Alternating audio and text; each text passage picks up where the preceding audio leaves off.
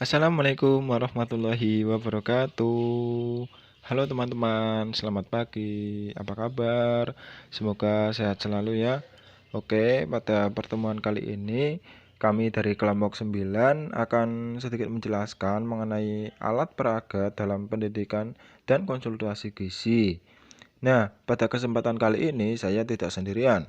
Tentunya ditemani dengan dua teman saya. Yang pertama yaitu ada Nur Fitri Hidayati dengan NIM 200702604.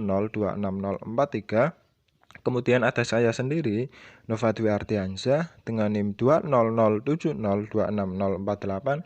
Dan ada teman saya Putri Agustina Rif Andini dengan NIM 20070260085. Nah, baik. Jadi pada kesempatan kali ini kita akan membahas tentang beberapa subtopik nih, teman-teman. Jadi yang pertama yaitu tentang pengertian alat peraga, kemudian yang kedua tentang manfaat alat peraga, yang ketiga tentang jenis-jenis alat peraga, yang keempat tentang syarat alat peraga, kemudian yang kelima yaitu tentang ciri-ciri alat peraga, yang keenam tentang merencanakan dan memilih alat peraga, yang ketujuh tentang uji awal alat peraga, yang kedelapan tentang contoh alat peraga sederhana. Kemudian yang kesembilan yaitu tentang contoh analisa kasus dari alat peraga. Oke, langsung saja kita masuk pada pembahasan yang pertama, yaitu mengenai pengertian alat peraga. Nah, jadi apa sih itu alat peraga? Alat peraga atau media dapat diartikan dalam arti luas dan dalam arti sempit. Nah, dalam arti luas, media dapat berupa orang, material, atau kejadian yang dapat menciptakan kondisi tertentu, sehingga memungkinkan klien untuk memperoleh pengetahuan, keterampilan, atau sikap yang baru. Dalam pengertian ini, konselor atau penyuluh, buku, dan lingkungan termasuk media. Nah, kemudian dalam arti sempit, yang termasuk media adalah grafik, foto, gambar, alat mekanik dan elektronik yang dipergunakan untuk menangkap, memproses, dan menyampaikan informasi, baik itu secara visual maupun secara verbal. Nah, kemudian menurut pendapat suatu ahli yang bernama Santoso Karo-Karo pada tahun 1984, yang dimaksud dengan alat peraga dalam pendidikan kesehatan adalah semua alat, bahan, atau apapun yang digunakan sebagai media untuk pesan-pesan yang akan disampaikan dengan maksud untuk lebih mudah memperjelas pesan atau untuk lebih memperluas jangkauan pesan. Baik, sekarang kita masuk pada topik pembahasan yang berikutnya, yaitu mengenai manfaat alat peraga. Jadi manfaat alat peraga yang paling utama adalah untuk memperjelas pesan-pesan yang akan disampaikan. Di samping itu pula, alat peraga dapat menambah efektivitas proses pendidikan dan konseling gizi. Nah, menurut Departemen Kesehatan pada tahun 1982, alat peraga itu mempunyai 9 manfaat. Di antaranya yang pertama yaitu menumbuhkan minat kelompok sasaran. Yang kedua, membantu kelompok sasaran untuk mengerti lebih baik. Yang ketiga, membantu kelompok sasaran untuk dapat mengingat lebih baik. Yang keempat, membantu kelompok sasaran untuk meneruskan apa yang telah diperoleh kepada orang lain. Yang kelima, membantu kelompok sasaran untuk menambah dan membina sikap baru. Yang keenam, merangsang kelompok sasaran untuk melaksanakan apa yang telah dipelajarinya. Yang ketujuh, dapat membantu mengatasi hambatan bahasa. Yang kedelapan, dapat mencapai sasaran lebih banyak. Kemudian yang kesembilan yaitu membantu kelompok sasaran untuk belajar lebih banyak. Nah, baik, sekarang kita masuk pada topik pembahasan berikutnya, yaitu tentang jenis-jenis alat peraga. Nah, jadi jenis-jenis alat peraga ini dapat dipandang dari berbagai sudut. Hal ini tergantung dari mana kita melihatnya. Nah, jika kita lihat dari segi audiovisual aids atau apa, alat peraga ini dibagi menjadi 3 jenis, yaitu yang pertama visual aids. Nah, bentuk visual aids yang pertama yaitu non-proyek, ada berupa papan tulis, buku, diktat, brosur, poster, leaflet, food model, dan lain sebagainya. Kemudian bentuk proyek ada slide, film strip, movie film, dan transparansi. Nah, untuk jenis yang kedua yaitu audio aids. Contohnya seperti ada loudspeaker, tape recorder, dan radio. Nah, jenis yang ketiga yaitu audio visual aids. Contohnya seperti video tape, film, sound slides, dan lain sebagainya. Kemudian jika kita dilihat dari segi rumit dan sederhana, alat peraga ini dibagi menjadi dua, yaitu alat peraga yang rumit. Contohnya yaitu alat peraga rumit berupa film, film strip, dan lain-lain. Yang dalam penggunaannya membutuhkan proyektor yang harganya relatif mahal. Kemudian yang kedua yaitu alat peraga sederhana. Contoh dari alat peraga sederhana adalah dapat dibuat sendiri, bahan-bahan mudah didapat, dan dapat dibuat oleh tenaga setempat. Nah, contoh alat peraga sederhana ini adalah poster, leaflet, model, lembar balik, boneka atau wayang, dan papan tulis. Baik, kita masuk pada pembahasan berikutnya yaitu tentang syarat alat peraga. Jadi, agar dapat meningkatkan efektivitas proses pendidikan dan konseling gizi, alat peraga haruslah memenuhi 5 syarat berikut. Yang pertama, harus menarik. Nah, menarik dapat dilihat dari desain atau tata letak, pewarnaan, isi pesan, dan bahan alat peraga tersebut tidak mudah rusak. Kemudian yang kedua, disesuaikan dengan sasaran didik. Jadi, sasaran didik dalam pendidikan dan konseling gizi itu berbeda-beda. Sasaran dapat dilihat dari segi umur, yaitu anak, remaja, dewasa, dan orang tua atau lansia. Kemudian dari segi tingkat pendidikan, yaitu tingkat SD, SMP, SMA, dan perguruan tinggi. Kemudian dari suku daerah, yaitu dari Batak, Sunda, Jawa, dan Bali. Dan dapat dilihat dari segi latar belakang budaya dan pengalamannya. Syarat yang ketiga yaitu mudah ditangkap, singkat, dan jelas.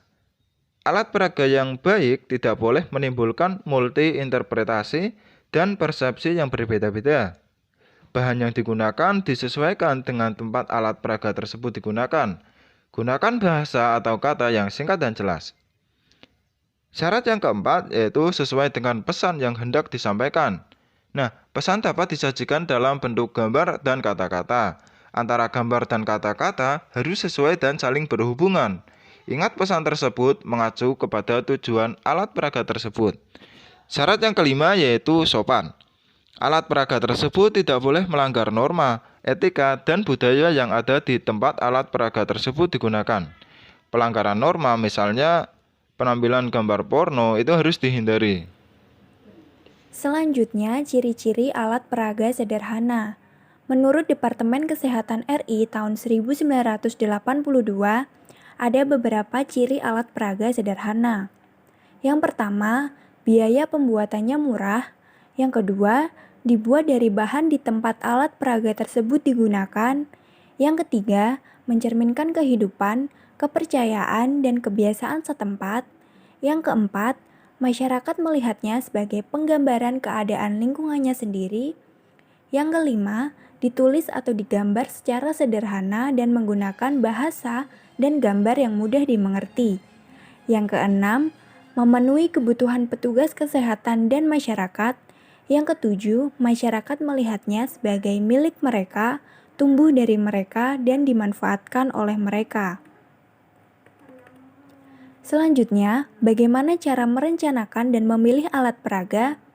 Yang pertama, sebelum memilih alat peraga, seorang konselor atau pendidik harus menyadari bahwa setiap alat peraga memiliki kelemahan dan kelebihan. Yang kedua, pemilihan dan perencanaan dilakukan secara objektif. Yang ketiga, pemilihan media harus memperhatikan tujuan yang akan dicapai sesuai dengan sasaran, ketersediaan alat dan bahan, dana dan daya yang ada. Dan yang keempat, kualitas atau mutu teknik, tempat alat peraga yang akan digunakan, dan siapa yang akan menggunakan alat peraga tersebut. Selanjutnya, uji awal alat peraga. Pedoman umum dalam melaksanakan uji coba adalah yang pertama, persiapkan salah satu alat peraga yang akan diproduksi. Yang kedua, tentukan pokok-pokok pesan yang perlu diketahui oleh sasaran atau klien. Yang ketiga, Tentukan gambar-gambar pokok sehingga sasaran atau pembaca dapat menyebutkan dengan benar. Gambar-gambar atau simbol harus sesuai dengan isi pesan. Yang keempat, kumpulkan sekelompok sasaran percobaan yang memiliki latar belakang dan karakteristik yang sama dengan sasaran yang sebenarnya. Yang kelima, perlihatkan alat peraga tersebut beserta pesannya kepada sasaran. Yang keenam, bertanya secara santai. Yang ketujuh, minta komentar dari teman sejawat tentang alat peraga yang telah dikembangkan. Dan yang kedelapan, produksi setelah alat peraga beserta pesannya dipersepsikan sama oleh sasaran atau klien. Selanjutnya, contoh-contoh alat peraga sederhana. Yang pertama yaitu poster. Poster adalah suatu pesan singkat dalam bentuk gambar dan atau tulisan dengan tujuan mempengaruhi seseorang untuk menginginkan sesuatu yang ditawarkan dan untuk mempengaruhi agar orang itu bertindak. Nah, ciri-ciri dari poster yaitu sederhana, teks ringkas, memuat pesan atau ide tertentu. Syarat dari poster diantaranya dibuat dengan tata letak yang menarik, dapat dibaca dalam jarak 6 meter, kata tidak boleh lebih dari 7 kata, menggugah emosi, dan berukuran 50 x 70 cm atau 35 x 50 cm. Selanjutnya, keuntungan poster yaitu mudah dibuat, waktu pembuatannya singkat, murah, jangkauan sasarannya banyak, mudah menggugah sasaran, dapat dibawa kemana-mana, merangsang orang untuk mengikuti maksud poster, membantu meningkatkan efektivitas proses belajar dan mengajar, membangkitkan motivasi belajar, dan tidak memerlukan tempat khusus. Kemudian, keterbatasan dari poster yaitu berisiko terjadi perbedaan penafsiran, penempatan yang kurang strategis menyebabkan poster tidak diperhatikan oleh sasaran, dan kualitas gambar sangat berpengaruh terhadap tingkat keberhasilan. Selanjutnya, cara pemakaian poster yaitu yang pertama, poster cocok digunakan untuk tindak lanjut dari pesan yang sudah disampaikan pada waktu yang lalu. Yang kedua, mengingat kembali dan mengarahkan pembaca ke arah tindakan tertentu sesuai dengan pesan poster. Yang ketiga, sebagai bahan diskusi kelompok. Dan yang keempat, ganti poster sesuai dengan batas waktu yang diperlukan. Jangan sampai memasang poster terlalu lama atau dianggap sebagai hiasan dinding yang permanen. Contoh alat peraga sederhana selanjutnya yaitu leaflet. Leaflet adalah selembar kertas yang dilipat sehingga dapat terdiri atas beberapa halaman. Tulisan umumnya terdiri atas 200 sampai 400 kata dan leaflet harus dapat ditangkap atau dimengerti isinya dengan sekali baca. Keuntungan dari leaflet adalah yang pertama, dapat disimpan dalam waktu yang lama, yang kedua, lebih informatif, yang ketiga, dapat dijadikan sumber pustaka atau referensi, yang keempat, dapat dipercaya karena dicetak oleh lembaga resmi, yang kelima, jangkauannya lebih luas, yang keenam, penggunaannya dapat dikombinasikan dengan media lain, dan yang ketujuh adalah mudah dibawa. Keterbatasan leaflet yaitu hanya bermanfaat untuk orang yang tidak buta huruf, yang kedua mudah tercecer dan hilang, yang ketiga adanya persiapan khusus untuk membuat dan menggunakannya. Contoh yang selanjutnya yaitu lembar balik. Lembar balik adalah suatu alat peraga yang menyerupai album gambar. Biasanya terdiri atas lembaran-lembaran yang berukuran sekitar 50 cm x 75 cm atau 38 cm x 50 cm. Disusun dalam urutan tertentu dan diikat atau dibendel pada bagian atasnya. Keuntungan dari lembar balik yaitu yang pertama, isi pokok pembicaraan dapat disiapkan sebelumnya. Yang kedua, urutan penyajian dapat diatur dengan tepat. Yang ketiga, chart dapat diambil dan ditukar tempatnya. Yang keempat, mudah disiapkan. Penggunaan lembar balik yaitu yang pertama ditempatkan pada tempat yang cocok, yang kedua perkenalkan subjeknya, yang ketiga sajikan tiap gambar dan berikan penjelasan, yang keempat tutup chart bila perlu, yang kelima kembali pada gambar-gambar yang pokok, yang keenam kalau perlu buat penjelasan singkatnya. Yang selanjutnya adalah flashcard. Flashcard adalah sejumlah kartu yang biasanya berukuran 20 x 30 cm dengan tujuan menyampaikan masalah tertentu. Gambar-gambar dapat dicetak dari foto dan dapat digambar dengan tangan. Keuntungan dari flashcard sendiri adalah mudah dibawa kemana-mana, dapat disimpan lama. Flashcard yang sama dapat dipakai oleh orang yang sudah mengerti untuk meneruskan kembali pesan kepada orang yang lain. Yang keempat yaitu dipakai untuk kelompok maksimal 30 orang. Penggunaan flashcard.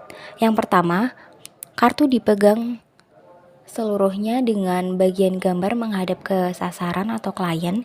Yang kedua, pendidik atau konselor menjelaskan gambar tersebut, halaman demi halaman berdasarkan pesan yang ada di balik gambar tersebut. Kartu yang telah diperlihatkan dan dijelaskan lalu disimpan kembali pada urutan yang paling belakang. Seluruh kartu yang sudah dijelaskan dicek kembali urutan-urutannya dan disimpan kembali. Analisa kasus. Analisa kasus pada materi kali ini yaitu pengaruh konseling gizi dengan menggunakan media lembar balik terhadap perubahan sisa makanan pada pasien demam tifoid di Rumah Sakit Harapan dan Doa atau RSHD Kota Bengkulu tahun 2020. Keberhasilan suatu penyelenggaraan makanan di rumah sakit sering dikaitkan dengan adanya sisa makanan. Sisa makanan menunjukkan adanya penyelenggaraan dan pemberian makanan yang kurang optimal pada pasien, sehingga sisa makanan merupakan salah satu indikator yang sederhana yang dapat digunakan untuk mengevaluasi keberhasilan pelayanan gizi rumah sakit, menurut Kemenkes RI tahun 2013. Hasil penelitian mini riset yang telah dilakukan pada tahun 2019 di instalasi gizi RSHD Kota Bengkulu menunjukkan masih adanya sisa makanan pada pasien rawat inap. Kemudian dilakukan konseling gizi pada pasien demam tifoid menggunakan media lembar balik dengan jumlah sampel sebanyak 36 pasien.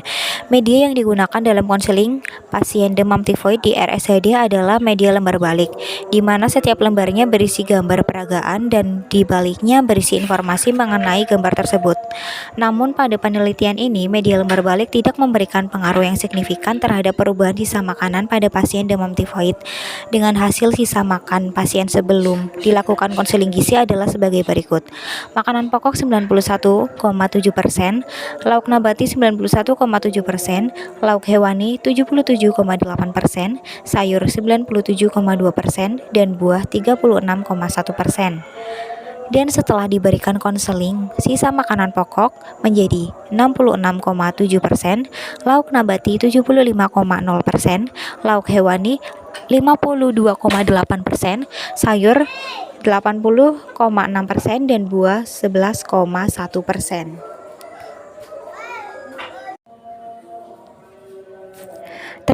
Terjadinya perubahan sisa makanan yang tidak signifikan dapat disebabkan oleh banyak hal.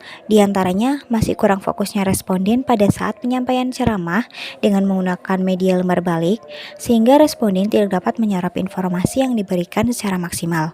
Selain itu, juga dapat disebabkan karena kondisi pasien yang masih mengalami keterbatasan dalam mengasup makanan, seperti pada pasien dengan demam tifoid yang sebagian besar pasien mengalami mual, muntah, nyeri kepala, pusing, kehilangan nafsu makan, demam, serta diare, yang menjadikan berkurangnya asupan makanan oleh pasien.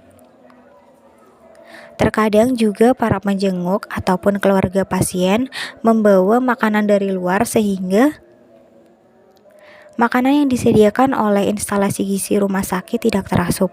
Jadi, keberhasilan konseling gizi yang dilakukan kepada pasien tidak hanya bergantung pada media atau alat peraga yang digunakan. Adanya faktor dan dukungan dari lingkungan sekitar serta dari kesadaran pasien sendiri juga sangat berpengaruh terhadap keberhasilan konseling yang dilakukan. Demikianlah presentasi dari kelompok kami. Apabila dirasa ada yang masih kurang jelas, mohon bisa ditanyakan melalui WA Group. Terima kasih atas perhatiannya. Kami akhiri. Wassalamualaikum warahmatullahi wabarakatuh. Bye-bye.